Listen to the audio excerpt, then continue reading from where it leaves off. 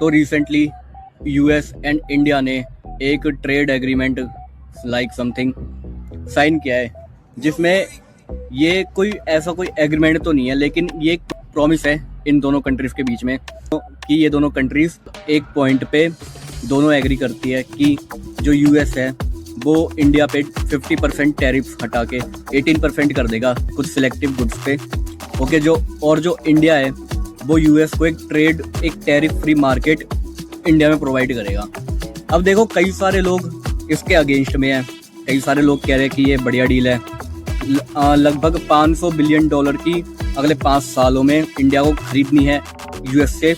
तो इसलिए जो आप देखोगे कि जो राहुल गांधी है, ओपोजिशन के लीडर है, वो भी ये कह रहे हैं कि मोदी सरकार ने इंडिया को बेच दिया अमेरिका को।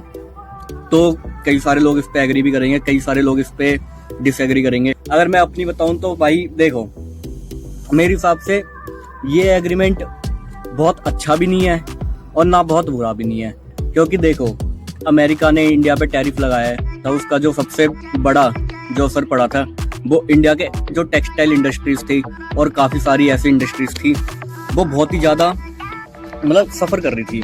तो उसको देखते हुए अगर देखा जाए, उस पर टैरिफ कम होगा तो वो उन पर थोड़ा कम असर होगा, तो वो एक तो ठीक है इंडिया के लिए। बाकी जो इंडिया के लिए बुरी बात जो रहेगी मेरे ख्याल से कि इंडिया को एक टैरिफ फ्री मार्केट इंडिया में प्रोवाइड करनी पड़ेगी यूएस को, जिससे क्या है कि यूएस की कंपनी को ज़्यादा एडवांटेज मिलेगा इस ट्रेड में, अगर एक तरह से देखा जाए तो। और जो दूसरी चीज़ है, यूएस जो है डिक्टेट करेगा कि इंडिया कहाँ से ऑयल खरीदेगा, कहाँ से नहीं खरीदेगा।